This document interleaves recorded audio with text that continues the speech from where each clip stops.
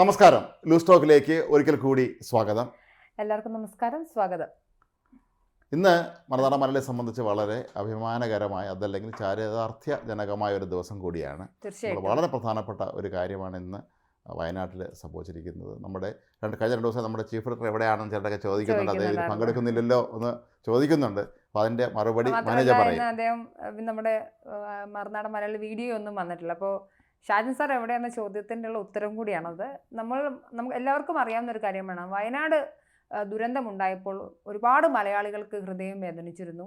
അതിൽ മറുനാടൻ കുടുംബം വളരെയധികം അന്ന് പല രീതിയിൽ സപ്പോർട്ട് ചെയ്തിരുന്നെങ്കിലും വയനാടിനൊരു കൈത്താങ്ങ് കൊടുക്കണം, അതിന് കൃത്യമായൊരു രൂപരേഖ ഉണ്ടാകണം, അതിന് എല്ലാവരുടെയും ജനങ്ങളുടെ സഹകരണം ആവശ്യമുള്ള തരത്തിൽ നമ്മളൊരു വയനാടിന് വേണ്ടി ഒരു അപ്പീൽ വെച്ചിട്ടുണ്ടായിരുന്നു. വളരെ പെട്ടെന്ന് 1,12,00,000 രൂപ Marunadan Malayali, British Malayali charity foundation, തിരുവനന്തപുരത്ത് ശാന്തിഗ്രാമം എന്നീ 3 ആൾക്കാരോട് ചേർന്ന്, മറുനാടൻ മലയാളിയുടെ പ്രേക്ഷകർ കൂടി ചേർന്ന്, നമ്മുടെ ഷാജൻ സാറ് സ്കൈ ഡൈവിംഗ് ഒക്കെ ഉൾപ്പെടെ നടത്തിയിട്ടാണ് നടന്നത്. അപ്പം അന്ന് സ്വരൂപിച്ച ആ പണം ഇന്ന് 28 കുട്ടികൾക്ക് കൈമാറിയിട്ടുണ്ട്. അതാണ് അതിന്റെ പോയിന്റ്. 28 കുട്ടികൾക്ക്, അതായത് അച്ഛനും അമ്മയും മരണപ്പെട്ടത്, അല്ലെങ്കിൽ അച്ഛനും അമ്മയും മരിച്ചിട്ടുള്ള അർഹരായ കുട്ടികൾക്ക് അവർ ഒരുപാട് സമയം, ഒരുപാട് ദിവസങ്ങളെടുത്ത് സോർട്ട് ചെയ്ത ലിസ്റ്റിൽ നിന്നും, മാത്രമല്ല വയനാട് MLA ടി സിദ്ദിഖിൻ്റെ അദ്ദേഹമാണ് തുക കൈമാറിയത്.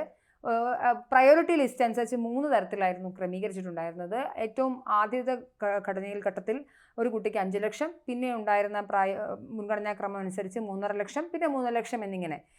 എനിക്കിതിനകത്ത് ഏറ്റവും അഭിമാനമുള്ളൊരു കാര്യം, നമ്മുടെ നാട്ടിൽ ഏറ്റവും കൂടുതൽ നടക്കുന്ന തട്ടിപ്പുകളിലൊന്നും ചാരിറ്റി മേഖലയുമായി ബന്ധപ്പെട്ടാണ്.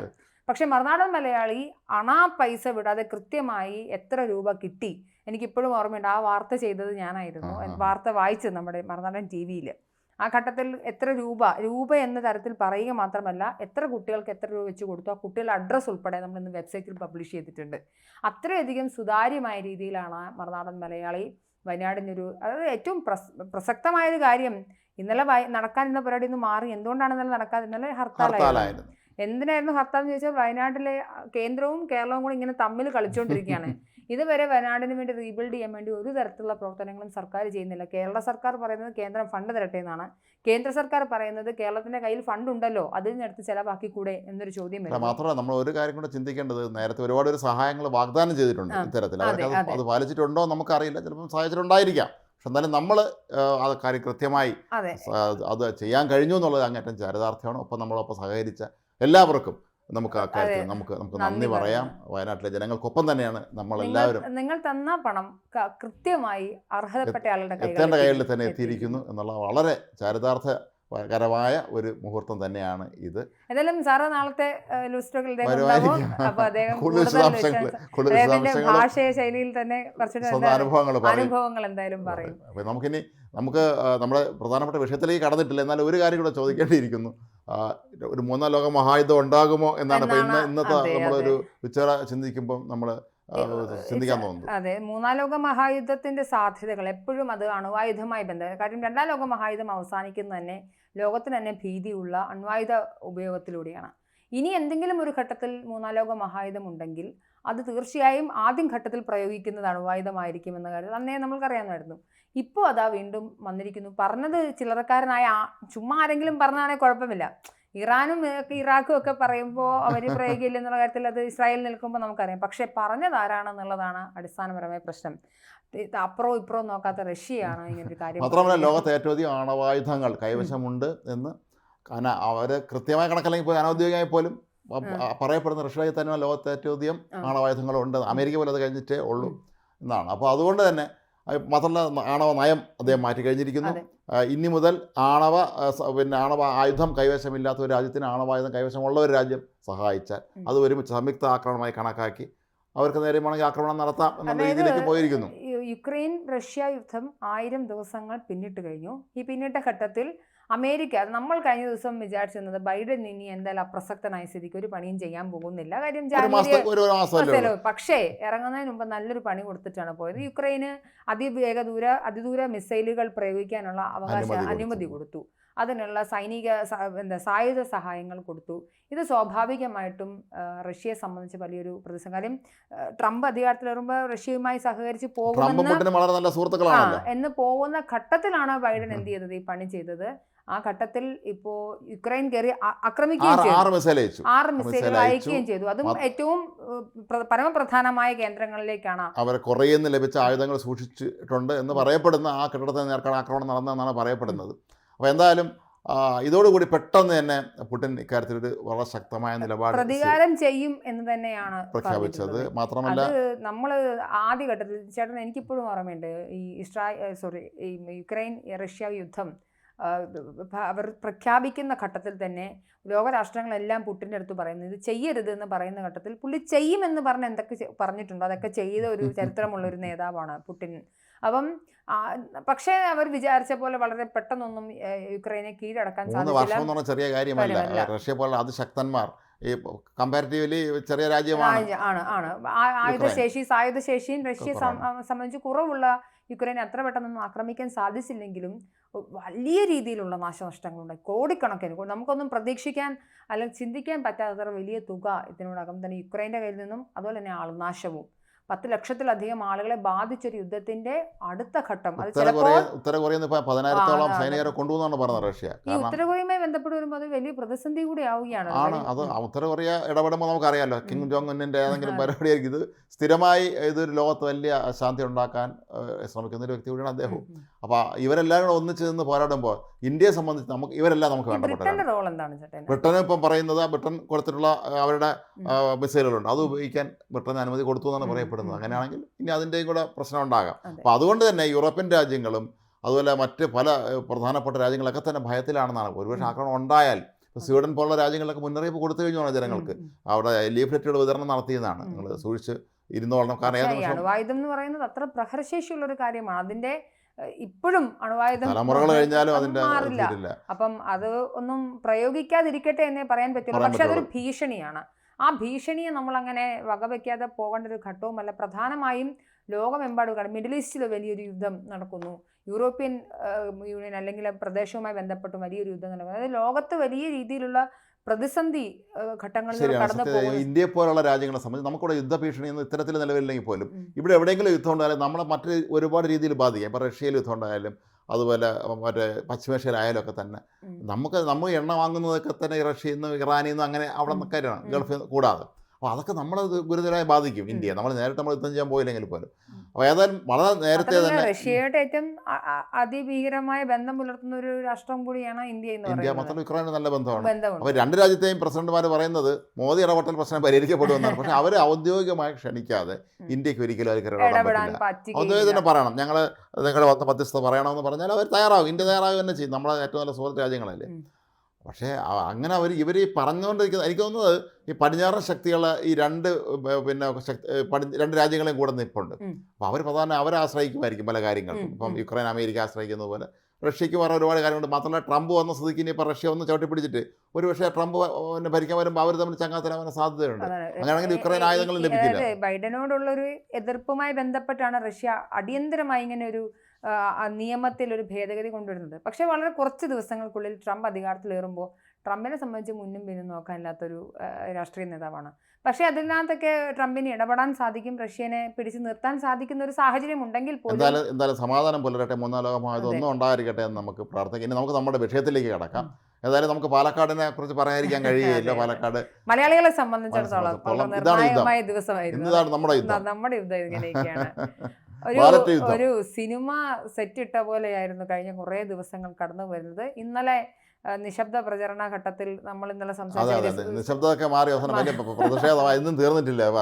അതെ, സരിൻ തരംഗം എന്ന് പറഞ്ഞുകൊണ്ട് വന്ന വാർത്ത, അതുമായി ബന്ധപ്പെട്ട അഡ്വറ്റോറിയൽ വലിയ ചർച്ചയായിരുന്നു ഇന്ന്. പക്ഷേ ചേട്ടാ എന്താണ് വോട്ട് നില? വളരെ അത് നമ്മൾ ഒരുപക്ഷെ നമ്മുടെ ഈ ചർച്ചയെ നമ്മൾ റെക്കോർഡിങ് കഴിഞ്ഞ് ഇത് പിന്നെ ടെലികാസ്റ്റ് ചെയ്ത് കഴിയുമ്പോൾ ചിലപ്പോൾ മാറ്റം 7 മണി വരെ വരുമായിരിക്കാം, ഉണ്ടല്ലോ, 7 ഉണ്ട്, മണി വരെ സമയമുണ്ട്. ഉണ്ട്. പക്ഷേ ഒരു പക്ഷേ ഉച്ചവരത്തൊക്കെ അവസ്ഥ വെച്ച് നോക്കുമ്പോൾ ആൾ വലിയ താല്പര്യം കാണിക്കുന്നില്ല ഈ എന്ന് പാലക്കാട്ടെ ആളുകളൊക്കെ തന്നെ ദിവസവേലയിലേക്ക് പോകുന്ന സാധാരണക്കാരായിട്ടുള്ള ഒരുപാട് ആളുകളുണ്ട്. വൈകുന്നേരത്തെ പണി. നമ്മൾ വയനാട്ടിലെ കാര്യം കൂടെ ചിന്തിക്കണം ആ, ഇക്കാര്യത്തിൽ. ഉം, ഉം. അപ്പോൾ ഈ പോളിംഗ് ശതമാനം ഉയർത്തുക എന്ന് പറയുന്നത് ഇപ്പോൾ വലിയൊരു വെല്ലുവിളിയായി മാറിക്കൊണ്ടിരിക്കാൻ രാഷ്ട്രീയ പാർട്ടിക്ക് നമ്മൾ ചിന്തിക്കേണ്ടത്. ഉം, ഉം, കാരണം ഉം. കോൺഗ്രസ്സുകാർ അവർ ഈസി വാക്ക് ഓവർ ആണ് എങ്കിൽ പോലും ഭൂരിപക്ഷം കുറഞ്ഞു പോയാൽ അവർ ഇത്തരം പറയേണ്ടി അത് വരും. വളരെ കാര്യം പലയിടങ്ങളിലും ഭൂരിപക്ഷം വളരെ അവർ സാധാരണ പ്രതീക്ഷിക്കുന്നതിനേക്കാൾ കുറഞ്ഞാണ് അവർ പറഞ്ഞിട്ടുള്ളത്. അപ്പോൾ ആ ഘട്ടത്തിൽ ഭൂരിപക്ഷം എന്ന് പറഞ്ഞാൽ നമുക്ക് എന്ത് സംഭവിക്കാവുന്ന രീതിയിൽ വളരെ നിർണായകമാവുന്ന ഒരു നമ്മൾ ഘട്ടത്തിലേക്ക്. അവസാനം നമ്മൾ ഇത് ചർച്ചയിലേക്ക് കടന്നു വരുമ്പോൾ ഏതാണ്ട് 10% വ്യത്യാസം ഉണ്ടായിരുന്നു അതെ അതെ. നേരത്തതിൽ നിന്നൊക്കെ തന്നെ. അപ്പോൾ ഇത് വളരെ ഒരു നിർണായകമായ മാത്രമല്ല ഇപ്പൊ ഏകദേശം ഇപ്പൊ 5 മണി എടുക്കുന്നു. ഇനി ഒരു 2 മണിക്കൂറിനുള്ളിൽ ഈ പറഞ്ഞ പോലെ വലിയൊരു 20%-ലേക്കും അല്ലെ 70%, ഇപ്പൊ 50% കടന്നത് തന്നെ വളരെ വിഷമിച്ചാണ്, വളരെ താമസിച്ചാണ്. വൈകുന്നേരത്തോട് അടുക്കുന്ന സമയത്താണ് 50% വോട്ടിലും വീഴുന്നത്. ഇനിയും ഒരു 70%, സാധാരണ 70. ഞാനവിടെ അന്വേഷിച്ചു അവിടെ മഴ എങ്ങനെയുണ്ട്. അവിടെ മഴയൊന്നുമില്ല, തെളിഞ്ഞ കാലാവസ്ഥേൻ്റെ കുഴപ്പമൊന്നുമില്ല. മഴ ഇവിടെ തിരുവനന്തപുരത്ത് രാവിലെ നല്ല മഴയായിരുന്നു. അതെ അതെ അതെ. ഞാൻ രാവിലെ എണീറ്റപ്പം കരുതി ഒരു പക്ഷേ പാലക്കാട് ഇതാണ് അവസ്ഥയെങ്കിൽ തെരഞ്ഞെടുപ്പിനെ ബാധിക്കും. പണ്ടൊക്കെ ഈ തെരഞ്ഞെടുപ്പ് പോളിംഗ് ശതമാനം കൂടിയാൽ അത് UDF അനുകൂലമാവും, കുറഞ്ഞാൽ LDF എന്നൊക്കെ. ഇപ്പം അതൊക്കെ മാറി. ഇപ്പം അങ്ങനെയൊന്നുമില്ല. ഇപ്പം മാത്രമല്ല അവിടെ പാലക്കാട് നടക്കുന്ന ത്രികോണ മത്സരവും കൂടെയാണ്. അപ്പം ജനങ്ങൾക്ക് അവർ ഒരുപക്ഷെ ചിന്തിക്കുന്നുണ്ടായിരിക്കാം ഈ ഇവിടെ ഇവരെല്ലാം രാജിവെച്ചിട്ട് പകരം അവിടെ ഇലക്ഷൻ നടത്തുന്നുണ്ട്. സാധാരണ പലപ്പോഴും സംഭവിക്കാറുള്ളത് അവിടുത്തെ ഒരു നിലവിലെ ജനപ്രതിനിധി മരിക്കുമ്പോഴേക്കാണ് പണ്ട് ഈ ബൈ ഇലക്ഷൻ നടക്കുമായിരുന്നത്. ഇതുപോലെ നിരന്തരമായി ഈ രാജി പരിപാടിയില്ല. നേരത്തെ ഓർമ്മയുണ്ടായിരിക്കും PK കുഞ്ഞാലിക്കുട്ടി രാജിവെച്ചിട്ട് അദ്ദേഹം ലോക്സഭയിൽ പോകുന്നു, ലോക്സഭ തിരിച്ചു വന്ന് വീണ്ടും അസംബ്ലി മത്സരിക്കുന്നു. അപ്പൊ ഇതൊക്കെ ആവുമ്പോഴുണ്ടല്ലോ, ഇത് ജനങ്ങളുടെ നികുതിയിൽ പണത്തിൽ നിന്നെടുത്തിട്ടാണ് ഈ പരിപാടികളെല്ലാം കാണിക്കുന്നത്. നിങ്ങൾക്കൊരു സ്വതന്ത്ര സ്ഥാനാർത്ഥിയെ നിർത്തണമെങ്കിൽ അത് MP യോ MLA അല്ലാത്ത ഒരാളെ എടുത്ത് അപ്പുറത്തും ഇപ്പുറത്തും മാറ്റി നിർത്താനുള്ള ഒരു ധാർമ്മികത കാണിക്കണം. ഇത് എത്ര കോടി രൂപയുടെ ചെലവാണ് നമ്മുടെ തെരഞ്ഞെടുപ്പ് കമ്മീഷന്റെ ഇനത്തിൽ വരുന്നത്. അപ്പോൾ സ്വാഭാവികമായിട്ട് അതിന്റെ ഒരു എതിർപ്പ്. കാര്യം ഇവർ ഓൾറെഡി ഒരു ദിവസം മെനക്കെട്ട് പോയി വോട്ട് ചെയ്ത് ജയിപ്പിച്ചയാള് പിറ്റേന്നിന്റെ അന്നത്തെ ഒഴിവായി പോകുന്നു എന്നൊരു ഘട്ടത്തിലേക്ക് എടുക്കുന്ന സമയത്ത് തീർച്ചയായിട്ടും അതൊരു പ്രതിസന്ധി ഉണ്ടാക്കുന്നുണ്ട് ജനങ്ങളുടെ മനസ്സിൽ. രാഷ്ട്രീയ പാർട്ടികൾ അതേക്കുറിച്ചൊക്കെ ഇനി അവർ ചിന്തിക്കേണ്ടിയിരിക്കുന്നു. കാരണം ഈ വയനാട് ഇത്ര പോളിംഗ് ശതമാനം കുറഞ്ഞു, അതിന്റെ പിന്നിലൊക്കെ ഈ പ്രശ്നമുണ്ട്. ഇപ്പോൾ രാഹുൽ ഗാന്ധി സുരക്ഷിതനായിട്ട് ഇവിടെ ഒന്ന് ജയിച്ചു, അത് നോർത്ത് ഇന്ത്യ ജയിച്ച പോലെ കളഞ്ഞിട്ട് അങ്ങ് പോയി. പ്രിയങ്ക ഗാന്ധി വരുന്ന നാളെ പ്രിയങ്ക ഗാന്ധി അടുത്ത തെരഞ്ഞെടുപ്പിന് ഇതുപോലെ നോർത്തിലെവിടെയെങ്കിലും അവർക്ക് മത്സരിക്കുകയും രണ്ടാമത്തെ മത്സരിക്കുകയും അവിടെ ജയിക്കുകയും ചെയ്ത് ഇവിടെ അങ്ങ് വിടും. അപ്പോൾ നമ്മൾ ഈ പണ്ട് മുതലുള്ള രീതിയാണിത്. ഇന്ദിരാഗാന്ധി 77 പരാജയത്തിന് ശേഷം 80 ലോക്സഭയിലേക്ക് വീണ്ടും മത്സരിക്കുമ്പോൾ അവർ റായ്ബറേലിക്കൊപ്പം അവർ മേധക് എന്ന് പറഞ്ഞാൽ ആന്ധ്രയിലെ ഒരു മണ്ഡലത്തിൽ മത്സരിച്ചു, അത് ഷുവർ സീറ്റാണ്. അതുപോലെ സോണിയാഗാന്ധി അവർ മത്സരിക്കാൻ ഇറങ്ങിയപ്പം റായ്ബറേലിക്കൊപ്പം അവർ കർണാടകത്തിലൊരു സീറ്റ് കൂടെ മത്സരിച്ചിരുന്നു. അപ്പോൾ ഇത് ഈ തെക്കേ ഇന്ത്യ എന്ന് പറയുന്നത് ഇവർക്കെല്ലാം താൽക്കാലികമായിട്ടൊന്ന് ഈ വിശ്രമിക്കാനുള്ള സ്ഥലം, അല്ലെങ്കിൽ താൽക്കാലിക സേഫ് സോൺ ആണ് എന്ന രീതിയിലേക്ക്. അപ്പോൾ ആളും അങ്ങനെ മാറ്റി ചിന്തിക്കും എന്നാണ് തോന്നുന്നത്. പക്ഷെ ഞാൻ കുറച്ചുകൂടി വോട്ട് നില പ്രതീക്ഷിക്കും. കാരണം അത്രയധികം രീതിയിൽ തീരെ കുറഞ്ഞു പോകാൻ സാധ്യത അതില്ല. എന്നാൽ പോലും കുറച്ചുകൂടി ആദ്യം രാവിലെ തന്നെ ആ ഒരു ചൂട്, തെരഞ്ഞെടുപ്പിന്റെ ആ ചൂട് കാണാൻ സാധിക്കുന്നില്ല. അതാണ് അതിന്റെ പോയിന്റ്. നമ്മൾ കാരണം ഈ കേരളത്തിൽ ഇത്രയധികം സംഘർഷഭരിതമായ അല്ലെങ്കിൽ ഇത്രയും വാർത്താ പ്രാധാന്യം നേടിയ മറ്റൊരു നിയമസഭാ ഉപതെരഞ്ഞെടുപ്പ് കാണില്ല. പാലക്കാട് പോലെ നടക്കാൻ സംഭവങ്ങളൊന്നും ബാക്കിയില്ല. എല്ലാ അർത്ഥത്തിലും രാഷ്ട്രീയമായി കലുഷിതമായി ബഹളങ്ങളും അതും ഇതും ചപ്പ് ചവർ എല്ലാം വന്ന് ചെറുതു മുതൽ ഏറ്റവും ഗ്രാവിറ്റി കൂടിയ സാധനം അടക്കം അല്ലെ സംസാരിച്ചിട്ടുണ്ടായിരുന്ന ഒരു വിഷയമാണ്. അപ്പോൾ ആ ഒരു ചൂട് ജനങ്ങൾ, സാധാരണക്കാർ, അതാണ് പ്രധാന ഘടകം. ഈ സാധാരണക്കാർ ഇതെങ്ങനെ മാത്രമല്ല രാവിലത്തേക്ക് ഒരു ഉച്ചയപ്പോൾ നമ്മൾ മനസ്സിലാക്കിയ ട്രെൻഡ് അനുസരിച്ചാണെങ്കിൽ നഗരമേഖലകളിൽ വോട്ട് കുറവും, ഗ്രാമപ്രദേശങ്ങളിൽ സാമാന്യ കുഴപ്പമില്ല, പോളിംഗ് നടക്കുന്നുണ്ടെന്നാണ്. അപ്പോൾ നാട്ടുപുറങ്ങളൊക്കെ ആകുമ്പോൾ വേറെന്നുള്ളത് ഈ രാഷ്ട്രീയക്കാരെ സംബന്ധിച്ച് അവർക്ക് വ്യക്തിബന്ധങ്ങൾ കാണും. ഇപ്പം ഞാൻ എൻ്റെ വീട്ടിൽ നിന്ന് കണ്ട് നാട്ടിൻ പുറത്താണ്. അപ്പോൾ സ്വാഭാവികമായിട്ടും ഞാൻ എൻ്റെ വീട്ടിൽ നിന്ന് ആൾ വോട്ട് ചെയ്യാൻ ചെന്നില്ലെങ്കിൽ അവർ പരിചയമുള്ളവർ അന്വേഷിക്കും, അവർ വന്നില്ല, അല്ലെങ്കിൽ നമ്മളെ വിളിക്കും എന്താണെന്നുള്ളത്. നഗരത്തിൽ ഫ്ലാറ്റ് താമസിക്കുന്ന ചിലപ്പോൾ ഇവർക്ക് ആരെന്നൊന്നും ഒരു പിടിയും കാണില്ല. അയാൾ അവർ വോട്ട് ചെയ്തില്ലെങ്കിൽ ഇല്ല. മാത്രമല്ല ഈ ന്യൂ ജനറേഷനിൽപ്പെട്ട പുതിയ തലമുറയിൽപ്പെട്ട കുട്ടികൾ പലരും അവർ വോട്ട് ചെയ്യുമ്പോൾ സമ്മതിക്കുന്നു എന്നുള്ളതാണ്. ഞങ്ങളന്ന് സർവേക്ക് പോയപ്പോൾ അതിൻ്റെ മനസ്സിലായത്. കഴിഞ്ഞ ലോക്സഭാ തെരഞ്ഞെടുപ്പ് ഞങ്ങൾ സർവേക്ക് പോയിരുന്നു. അപ്പോൾ ഈ കണ്ടുമുട്ടുന്ന ഈ യുവതലമുറയിൽപ്പെട്ട കുട്ടികൾ പറയുന്നുണ്ട് ഞങ്ങൾക്ക് താല്പര്യമില്ല, ഞങ്ങൾ നോട്ടേക്ക് വോട്ട് ചെയ്യും, അല്ലെങ്കിൽ ഞങ്ങൾ വോട്ട് ചെയ്യില്ല എന്നൊക്കെ പറയുന്നുണ്ട്. ഒരു സത്യത്തിൽ അത് രാഷ്ട്രീയതയല്ല, അത് ശരിക്കും ഒരു രാഷ്ട്രീയ പ്രഖ്യാപനമായിട്ട് രാഷ്ട്രീയ പാർട്ടികൾ കാണണം. അതായത് ഇവരുടെ ഈ നമ്മളെപ്പോഴും യുവതലമുറയെ കാണുന്നത്, അവർ എന്താ പറയുക, പോർട്രേ ചെയ്യുന്നത് അല്ലെങ്കിൽ അവർ ചിത്രീകരിക്കുന്നത് യുവതലമുറയ്ക്ക് രാഷ്ട്രീയമില്ല, അരാഷ്ട്രീയവാദികളാണെന്നുള്ളതാണ്. പക്ഷേ ഒന്ന് ആലോചിച്ച് നോക്കുക, ആരാണ് രാഷ്ട്രീയവാദികൾ? ഇന്ന് കോൺഗ്രസ് ആയിരുന്നവർ നാളെ BJP ആയിരുന്നു, നാളെ BJP ആവുന്നവർ മറ്റന്നാൾ CPM-ലേക്ക് പോകുന്നു. ഇവർ തമ്മിൽ നടക്കുന്ന യാതൊരു തരത്തിലുള്ള മെറിറ്റുകളും ഇല്ലാത്ത രാഷ്ട്രീയ ചർച്ചകൾ ഉണ്ടാവുന്നു. അതായത് ഇപ്പോൾ പെട്ടി വിവാദം വരുന്നു. ഒരു തരത്തിലും എന്നാൽ നിങ്ങൾ ഇത്രയും നാൾ ഭരിച്ചിട്ട് നിങ്ങൾ എന്ത് നേടി? ഇത്രയും നാൾ നിങ്ങൾ കൊണ്ടുവന്ന പണം അത് കൃത്യമായി വിന്യസിച്ചോ? എത്ര പേര് നിങ്ങൾ പറഞ്ഞ വാക്ക് പാലിച്ചോ? ഇതിലെ മെറിറ്റിന്റെ അടിസ്ഥാനത്തിലല്ല ഒരു ചർച്ചകളും ഒരു തെരഞ്ഞെടുപ്പിൽ നടക്കുന്നത്. നമുക്കറിയാമല്ലോ, നിങ്ങളത് ചെയ്തില്ലേ തിരിച്ചു വയ്ക്കും. അപ്പൊ പക്ഷേ ഇതാണ് ശരിക്കും അരാഷ്ട്രീയത. രാഷ്ട്രീയം എന്ന് പറയുമ്പോൾ കൃത്യമായി ഒരു ചട്ടക്കൂടിൽ നിന്നുകൊണ്ട് അത് കാര്യങ്ങളെ വിശദമാക്കാനും ചർച്ച ചെയ്യാനും പറ്റണം. ഇത് കണ്ടും അടുത്തൊരു യുവജനങ്ങളുണ്ട്. എന്തുകൊണ്ടായിരിക്കും 6-7 ലക്ഷത്തിലണക്കിന് വിദ്യാർത്ഥികൾ അന്യ നാടുകളിലേക്ക് കയറി പോയിട്ടുണ്ടാവും? ഇതൊക്കെ കണ്ടും അടുത്തിട്ട് തന്നെയാണ്. അപ്പം അവരെ സംബന്ധിച്ച് അവർ പറഞ്ഞപ്പോൾ ഞാൻ 2 ദിവസം മുന്നേ ഇവിടെ തിരുവനന്തപുരത്ത് നമ്മുടെ ഓഫീസിന് കുറച്ച് അപ്പുറത്തുള്ള നമ്മുടെ സുഹൃത്തിൻ്റെ ആനിയൻ മരിച്ചു അവിടെ ചെല്ലുന്നു. അപ്പോൾ അവിടെ അയൽക്കാരൊക്കെ ഉണ്ട്, അവരെല്ലാം വന്ന് വളരെ സഹകരിക്കുന്നൊക്കെ ഉണ്ട്. അപ്പോൾ അതൊക്കെ കഴിഞ്ഞ് അവരെന്നെ സംസാരിക്കുമ്പോൾ എന്നെ അത്ഭുതപ്പെടുത്തിയൊരു കാര്യം, ഈ അവിടെ താമസിക്കുന്ന മുതിർന്ന മനുഷ്യരെല്ലാവരും പറയുന്നത് അവരാരുടെ മക്കൾ ഇവിടെ ഇല്ല.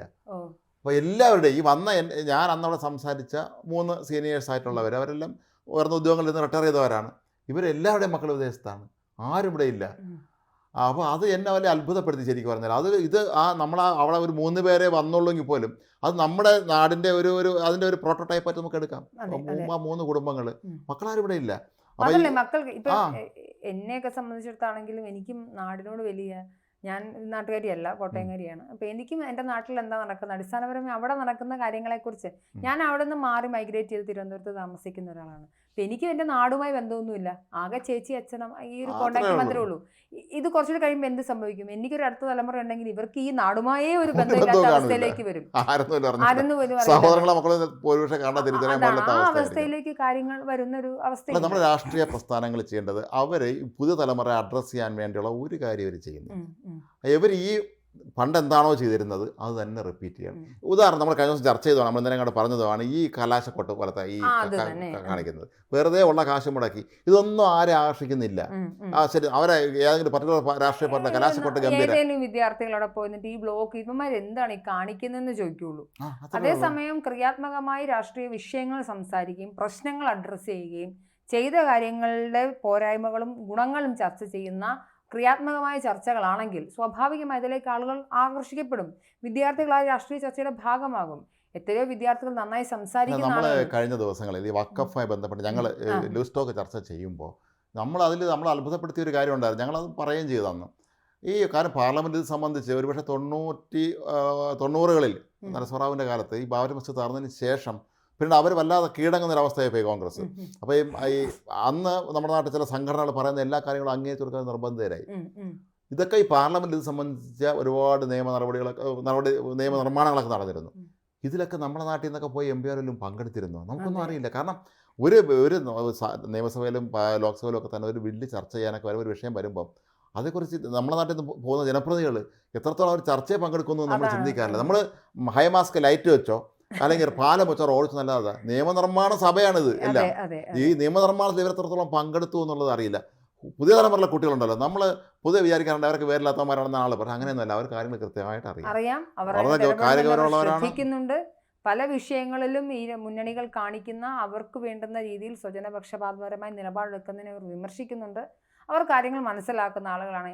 അടിസ്ഥാനപരമായി ഇവിടുന്ന് വിദേശത്തേക്ക് വിദ്യാർത്ഥികൾ പോകുന്നത് ഇതൊക്കെ കണ്ടും എടുത്തിട്ടും ഇവിടെ അടിസ്ഥാന സൗകര്യങ്ങൾ ഇല്ലാത്തത് കൊണ്ടും മികച്ച തൊഴിലവസരങ്ങൾ ഇല്ലാത്തത് കൊണ്ടും ഇതൊക്കെ രാഷ്ട്രീയ പ്രശ്നങ്ങളാണല്ലോ. അപ്പം ഇതൊക്കെ തന്നെയാണ് രാഷ്ട്രീയ പ്രശ്നങ്ങൾ. അപ്പോൾ അവർക്ക് ഇവിടുത്തെ ഈ രാഷ്ട്രീയവും ഇവിടുത്തെ രീതികളും മടുത്തിട്ടാണ്. അവിടെ പോയിട്ടാണെങ്കിലും പാത്രം കഴുകിയോ ബാത്റൂം കഴുകിയോ ജീവിച്ചാലും കുഴപ്പമില്ല, പോയാലും കുഴപ്പമില്ല, ഞങ്ങൾക്ക് എങ്ങനെയെങ്കിലും സമാധാനമായി ജീവിച്ചാൽ മതി എന്നുള്ള രാഷ്ട്രീയ നിലപാടാണ് അവർ സ്വീകരിക്കുന്നത്. അതിനെ അരാഷ്ട്രീയവൽക്കരിക്കുന്ന ഒരു രീതിയോട് വ്യക്തിപരമായി എനിക്ക് താല്പര്യം. എന്തായാലും പാലക്കാട് ഇന്ന് സംഭവിച്ച വോട്ട് നില അത് വൈകുന്നേരം 7 മണി വരെ സമയമുണ്ട്. വരട്ടെ, കൂടുതൽ വോട്ടുകൾ വരട്ടെ. നമ്മൾ വയനാട് നമ്മുടെ മുന്നിൽ നിൽപ്പുണ്ട്. അതെ അതെ ഉണ്ട്. പക്ഷേ ചേലക്കര തിരക്കേടില്ലായിരുന്നു. പക്ഷെ അത് ചേലക്കരയിൽ ഒരുപക്ഷെ നമ്മളെല്ലാം ആദ്യം ഈ പാലക്കാടും ചേലക്കര മാത്രമാണ് എന്തെങ്കിലും ഘട്ടത്തിൽ ഒരു ആര് ജയിക്കുമെന്നൊരു പ്രതീക്ഷയില്ല. പക്ഷെ പാലക്കാടും മറ്റേ വയനാട്ടിലും പ്രിയങ്കയും രാഹുലും ജയിക്കുമെന്ന കാര്യത്തിൽ എല്ലാവർക്കും. അപ്പം ഈ ആര് ജയിക്കുമെന്ന് ജനങ്ങൾക്ക് പൂർണ്ണ ബോധ്യമുള്ള സമയങ്ങളിൽ വോട്ടിംഗ് നില കുറയുന്നത് ശ്രദ്ധിക്കാറുണ്ടോ ചേട്ടാ? സത്യമാണ്. ഞാൻ പോയി വോട്ട് ചെയ്തില്ലെങ്കിൽ അവർ ജയിക്കുമല്ലോ എന്നൊരു രീതി അവർക്കുണ്ട്. അപ്പം ഈ അവസരം മുതലെടുക്കാൻ ഇനിയെങ്കിലും മുന്നണികൾക്ക് സാധിച്ചാൽ വോട്ട് നിലയിൽ ഭൂരിപക്ഷത്തിൽ വ്യത്യാസങ്ങൾ ഉണ്ടാകുമെന്നതിനപ്പുറമായി ഒന്നും വരാൻ സാധിക്കുന്നില്ല. അപ്പോൾ എപ്പോഴും സംഭവിക്കുന്ന ജനാധിപത്യം എന്ന് പറയുന്നത് ഭൂരിപക്ഷം പേരുടെ വോട്ട് ചെയ്ത ഒരാളെ ജയിപ്പിക്കുക. പക്ഷേ അതിപ്പോൾ ന്യൂനപക്ഷം പേര് ചേർന്ന് ഇവരെ ജയിപ്പിക്കുന്ന ഒരാളെ ജയിപ്പിക്കുന്ന അവസ്ഥയിലേക്ക് കാര്യങ്ങൾ എത്തിയിരിക്കുന്നുള്ള സത്യമാണ്. അത് നമ്മൾ ഈ പാലക്കാട് ഒരു പക്ഷേ നമ്മൾ ഇന്ന് വോട്ടെല്ലാം കഴിയുമ്പോഴത്തേക്കും ചിലപ്പോൾ കൂടുമായിരിക്കാം, അല്ലെങ്കിൽ ഉച്ചവരെ ഈ ആൾ കുറയുമ്പോൾ രാഷ്ട്രീയ പാർട്ടികൾ സ്വാഭാവികമായി അവർ അലർട്ടാവും. അവർ പെട്ടെന്ന് തന്നെ ചെന്ന് ആരെ കൊണ്ടുവന്ന പരമാവധി അവർ നിർബന്ധിച്ച് കൊണ്ടുവരും. പക്ഷെ അതല്ലാതെ ഒരു ജനാധിപത്യം അതിൽ നിർബന്ധിച്ച് കൊണ്ട് നല്ല വോട്ട് ചെയ്യേണ്ടത് നമ്മൾ സ്വമേധയാ ഇത് എൻ്റെ കടമയാണ്, അല്ലെങ്കിൽ എൻ്റെ ജനപ്രതിയാണ് ഞാൻ തിരഞ്ഞെടുക്കുന്നത്, എൻ്റെ ബാധ്യത കടമയാണ് എന്ന് ചിന്തിക്കേണ്ടതാണ്. പക്ഷെ അങ്ങനെ ജനങ്ങൾ അങ്ങനെ ചിന്തിച്ചില്ലെങ്കിൽ അത് ജനങ്ങളെ കുറ്റമല്ല. അത് ഇത്രയും നാൾ നമ്മുടെ നാട്ടിൽ നമ്മൾ സ്വാതന്ത്ര്യം കിട്ടി ഇത്രയും വർഷമായി ജനാധിപത്യ സംവിധാനം ഇവിടെ ഇത്രയും കാലം ഓടിക്കൊണ്ടിരിക്കുകയാണ്. എന്നിട്ട് ഇതിനൊന്നും ഒരു മാറ്റവും വരുത്താൻ ഇവർക്കാർക്കും സാധിച്ചില്ല. മാത്രമല്ല ഒരു കാര്യം ശ്രദ്ധിച്ചിട്ടുണ്ടോ, ഇപ്പോഴും നമ്മുടെ നാട്ടിലെ പൊളിറ്റിക്കൽ അജണ്ട അല്ലെങ്കിൽ രാഷ്ട്രീയ കാര്യങ്ങളെ സംബന്ധിച്ചെല്ലാം ഒരു അന്തിമ തീരുമാനം എടുക്കുക, അത് നടപ്പിലാക്കാൻ ചെയ്യുന്നത് 70 വയസ്സ് കഴിഞ്ഞ ഒരു സംഘം ആളുകളാണ്. ശ്രദ്ധിച്ചിട്ടുണ്ടോ? അത് എല്ലാവരും മുടി ഡയറ്റ് ഉള്ളതുകൊണ്ട് അവർക്കടെ പറയാൻ തോന്നുന്നില്ലെന്ന് മാത്രമേ ഉള്ളൂ. അതല്ലാതെ പണ്ടൊക്കെ നേരെ തിരിച്ചാണ്, ചെറുപ്പക്കാർക്ക് എപ്പോഴും അവരുടേതായ രീതിയിൽ ഒരു പ്രാധാന്യം കിട്ടുമായിരുന്നു. നമ്മുടെ നാട്ടിൽ ഒരുപാട് പണ്ടത്തെ തന്നെ ഉണ്ടായിരുന്നു. പണ്ടത്തെ തലമുറയിൽ പണ്ടത്തെ കോൺഗ്രസ്സുകാരൊക്കെ തീരെ ചെറിയ പ്രായത്തിൽ മരിച്ചു എത്രയോ പേരുണ്ട്. ഇപ്പം അബ്ദുറഹ്മാൻ സാഹിബൊക്കെ പോലെയുള്ള മലബാറിലെ ഏറ്റവും ശക്തനാണ്, അവരൊക്കെ വളരെ ചെറിയ പ്രായത്തിൽ മരിച്ചവരാണ്. പക്ഷെ അതിനും തന്നെ അവർ ചെയ്യേണ്ട കാര്യങ്ങൾ മുഴുവൻ അവർ ചെയ്തിരുന്നു എന്നുള്ളതാണ്. അപ്പോൾ അത് നമ്മുടെ നാട്ടിലെ രാഷ്ട്രീയക്കാർ ചിന്തിക്കുന്നില്ല. യുവതലമുറയെ അഡ്രസ്സ് ചെയ്യാൻ അവർക്ക് അറിഞ്ഞുകൂടാ. അവർക്ക് മാത്രമല്ല, ഈ രാഷ്ട്രീയ പാർട്ടികൾ പണ്ട് ഈ യുവജന പ്രസ്ഥാനങ്ങൾ തിരുത്തൽ ശക്തിയായി പ്രവർത്തിച്ചിരുന്നു. ഇപ്പോൾ യൂത്ത് കോൺഗ്രസ് തന്നെ അന്ന് അതാണ് കാര്യം. നേതാവിൻ്റെ കൂടെ നിന്ന് തൊഴുതു പിടിച്ച് ഞാൻ ഇന്ന നേതാവിൻ്റെ അനുയായിയാണെന്ന് അഭിമാനത്തോടെ പറഞ്ഞ് അയാളെ പെട്ടിയെടുപ്പാരെന്ന് നമ്മൾ പറയുന്നത്, അത് പണ്ട് കോൺഗ്രസ്സുകാരെ പറയുമായിരുന്നു. ഇന്ന് എല്ലാ രാഷ്ട്രീയ പാർട്ടികളും ഈ പ്രശ്നമുണ്ട്. അപ്പോൾ അത് ഒരു വലിയ പ്രധാനപ്പെട്ട ഘടകമാണ്. നമ്മുടെ ഈ ഇത്തരത്തിലുള്ള യുവതലമുറയെ ഉൾക്കൊള്ളുന്നില്ല എന്നുള്ള. ഇപ്പോൾ യൂത്ത് കോൺഗ്രസ് ഒരു വലിയ തിരുത്തൽ ശക്തിയായിരുന്നു. അപ്പോൾ അന്ന് വരെ 1970 വരെ 70ഓളം 60 വയലാർ രവിയും എ ആൻ്റണി, ഉമ്മൻചാണ്ടി, വി എം സുധീർ, അങ്ങനെ യൂത്ത് കോൺഗ്രസ് വലിയൊരു തലമുറ വളർന്നു വന്നപ്പോഴത്തേക്കും അവർ നിർണായക ശക്തിയായി. നമ്മളൊരു കാര്യം ഓർക്കണം, ഇവർ ഈ അന്നത്തെ യൂത്ത് കോൺഗ്രസ്സുകാർ ആർ ശങ്കറിൻ്റെ അടുത്ത് നിങ്ങൾ ഈ കടലക്കിഴവന്മാരോട് ഇറങ്ങിപ്പോണം, ഞങ്ങൾക്ക് ഇവിടെ ഇരിക്കണമെന്ന് പറയുമ്പം ശങ്കറിൻ്റെ പ്രായം 59ആണ്. ഇന്നോ? അപ്പം മാത്രമല്ല അവർ സമരസാല അവർ മാറിക്കൊടുത്തു പ്രായം. പക്ഷെ അറ്റ് ദ സെയിം ടൈം ചേട്ടാ, ഈ പ്രായം വയസ്സിലാണെങ്കിലും ചെറുപ്പക്കാരെ ഉൾക്കൊണ്ടുകൊണ്ട് കാര്യങ്ങൾ തീരുമാനം എടുക്കാനും പറ്റും. ഇവിടെ പക്ഷെ അങ്ങനെ നടക്കുന്നില്ല എന്നുള്ളതാണ്. അല്ല, അതാണ്. അപ്പം അത് ഈ ജനങ്ങളെ ഇതിൽ നിന്ന് വോട്ട് ചെയ്യുന്നതിൽ നിന്നൊക്കെ പിന്തിരിപ്പിക്കുന്നത് ഒരു ഘടകമാണ്. അതിന് പാലക്കാട് സംഭവിക്കാതിരിക്കട്ടെ നമുക്ക് പ്രാർത്ഥിക്കാം. ഇതൊരു വർക്കിംഗ് ഡേ ആണ്, അടിസ്ഥാനപരമായി ജോലിയുള്ള ഒരു ദിവസമാണ്. അപ്പോൾ ആളുകൾക്ക് അവരുടെ അന്നം ആണ് പ്രധാനം. ഇതിന് വോട്ട് ചെയ്തില്ലെങ്കിലും കുഴപ്പമില്ല, വൈകുന്നേരം വീട്ടിലേക്ക് അരി മേടിച്ചാൽ മതി എന്ന് വിചാരിക്കുന്ന സാധാരണക്കാരാണ് കൂടുതൽ. എന്തായാലും ഇതിന്റെ വിവാദങ്ങൾ ഇപ്പോഴും അവസാനിക്കുന്നില്ല കേട്ടോ. മറ്റേ നമ്മുടെ ഇന്നലത്തെ പത്രപരസ്യത്തിന്റെ വിവാദം അവസാനിക്കുന്നില്ല, അത് തീരുന്നില്ല, അത് തീരാൻ പോകുന്നുമില്ല. അതുമായി ബന്ധപ്പെട്ടിട്ട് ഇന്നലെ സമസ്ത വലിയൊരു സ്റ്റേറ്റ്മെന്റ് പറഞ്ഞു. ഞങ്ങൾ ആർക്കും അങ്ങനെ പ്രത്യേകിച്ച് പരിഗണന കൊടുക്കുന്ന ആളുകളൊന്നുമല്ല, പത്രം സംബന്ധിച്ച് പരസ്യം ആര് കൊടുത്താലും അവര് അത് കൃത്യമായിട്ട് നിലപാട് പറഞ്ഞിട്ടുണ്ട്. എന്നാൽ അതിനെ ന്യായീകരിച്ചു കൊണ്ട് വേണം. എന്നാലും സരിൻ ചെയ്തത് വളരെ ബോറായിപ്പോയി എന്ന് തന്നെ പറയാനുള്ളത്. ഖലിസ്ഥാനിൽ കൂടെ എന്തെങ്കിലും പറഞ്ഞിട്ട് നമുക്കത് എന്തായി? ഖലിസ്ഥാനിൽ അവസാനം പന്നു ആണ് അവിടെ ഭയങ്കര രീതിയിൽ ബഹളം വെച്ചുകൊണ്ടിരിക്കുന്നത്. ഹിന്ദുക്കൾ പുറത്തു പോകണം എന്നൊക്കെയാണ് കാനഡ. പക്ഷെ അക്രമം ഉണ്ടാവുന്നുണ്ടെന്നുള്ളതൊരു വലിയ, അത് ഈ ട്രൂഡോയെ എടുത്ത് കസേരന്ന് വെളിക്കളയാൻ സ്വന്തം പാർട്ടിക്കാരൻ ഇറങ്ങിയിട്ടുള്ളതുകൊണ്ട് ഇയാളങ്ങ് പോയി കഴിഞ്ഞാൽ അവിടെ കാര്യങ്ങൾ കുറച്ചുകൂടെ നീറ്റ് ആവുകയും ഇതുപോലെയുള്ള നമ്മളെ ഇന്ത്യ വിരുദ്ധ പ്രവർത്തനം നടത്തുന്നവരൊക്കെ തൂക്കിയെടുത്ത് ഇവിടെ കൊണ്ടുവന്ന് നമ്മുടെ ജയിലിടാനുള്ള ഒരു സംവിധാനം ഉണ്ടാക്കും, അതങ്ങ് മാറിക്കോളും. ഏതായാലും നരേന്ദ്രമോദിയൊക്കെ പോലുള്ള അതിശക്തനായ ഒരു ഭരണാധികാരി ഇവിടെ ഉള്ളപ്പോൾ അത്ര എളുപ്പമാണ്. ഈ ട്രൂഡോ ഒരു നാട്ടിൽ ചെന്നിട്ട് അവിടെ ചെന്നിട്ട് ഈ മതവർഗീയവാദം ഇറക്കുന്നതിന്റെ ആ സാംസ്കാരിക തകർച്ചേന് മാത്രമാണ്. അല്ല, അത് നമ്മൾ നേരത്തെ പറഞ്ഞതിൻ്റെയൊക്കെ ഒരു വേറൊരു വേർഷനാണ് ഇതെല്ലാം. ഇത് വളരെ കഷ്ടമാണ് ഇങ്ങനത്തെ പരിപാടികളൊക്കെ. ഒന്ന് ആലോചിച്ച് നോക്കണം, അവര് ഒരു മതവിഭാഗത്തിൽ പെടുന്ന ആളുകൾ തീവ്രവാദം നടക്കുമ്പോൾ മറ്റൊരു മതവിഭാഗത്തിൽ ഇറങ്ങിപ്പോകാൻ പറയുക എന്നൊക്കെ പറയുന്നത് തികച്ചും അത് വേറൊരു രാഷ്ട്രത്തിൽ ചെന്നിരുന്നിട്ട്. അത് എന്തായാലും അങ്ങനത്തെ പ്രതിസന്ധികളൊക്കെ വരുന്നുണ്ട്. ഇറാഖിൽ പെൺകുട്ടികളുടെ വിവാഹപ്രായം 9 വയസ്സാക്കാൻ പോകുന്നു. ആഗോളതലത്തിൽ ഒരുപാട് പ്രശ്നങ്ങളും പ്രതിസന്ധികളും ഉണ്ട്. ഒപ്പം യുദ്ധഭീഷണി നിലനിൽക്കുന്നുണ്ട്. യുദ്ധമൊന്നും ഉണ്ടാകാതിരിക്കട്ടെ എന്ന് പ്രാർത്ഥിക്കാം. ഒപ്പം പാലക്കാട്ടും കൂടുതൽ അതെ. പോളിംഗ് ശതമാനമൊക്കെ ഇനി ഉയരട്ടെ. വളരെ ഇന്ന് ഇപ്പൊ 20 2 ദിവസത്തിനുള്ളിൽ നമുക്ക് തീരുമാനം അറിയാം. ന്യൂസ് 23-ാം തീയതി ഇരുന്നുകൊണ്ട് ഇനി ഈ മാസം 23-ാം തീയതി നമുക്കത് തീരുമാനം അറിയാം. അന്ന് ന്യൂസ് സ്റ്റോക്ക് ഉള്ള ദിവസമാണ്. അതെ അതെ അതെ അതെ നമുക്ക് അന്ന് അറിയാം ഇന്നാണ് കഴിഞ്ഞ ദിവസങ്ങളിലൊക്കെ തന്നെ സംഭവിച്ചെന്നുള്ളതിൻ്റെ റിസൾട്ട് അതെ. അന്ന് നമുക്ക് കിട്ടാം. എന്തായാലും വോട്ടിംഗ് ശതമാനം കൂടട്ടെ എന്ന് നമുക്ക് ഒന്നുകൂടെ നമുക്ക് പറയാം. കാരണം ചിലപ്പോൾ ഒരുപക്ഷെ വൈകുന്നേരം ജോലി കഴിഞ്ഞ ആൾ കൂടുതൽ വോട്ട് ചെയ്യാൻ വരുമായിരിക്കാം. എങ്കിലും ഈ ഒരു പ്രവണതയെക്കുറിച്ച് നമ്മുടെ നാട്ടിലെ രാഷ്ട്രീയ കക്ഷികൾ തീർത്തും ഒരു ബോധവാന്മാരായിരിക്കണം. ഉള്ളവരുടെ വോട്ട് വെച്ച് ഞങ്ങൾ ജയിച്ചോളാം എന്നുള്ള ആ ധാരണ ഇത് അധികകാലം മുന്നോട്ട് എല്ലാ ജനങ്ങളെ ജനാധിപത്യത്തിന്റെ ഭാഗമാക്കാനുള്ള തരത്തിലേക്ക് രാഷ്ട്രീയ പാർട്ടികൾ ക്രിയാത്മകമായി ഇടപെടണം. അല്ലേ? നമസ്കാരം. നമസ്കാരം.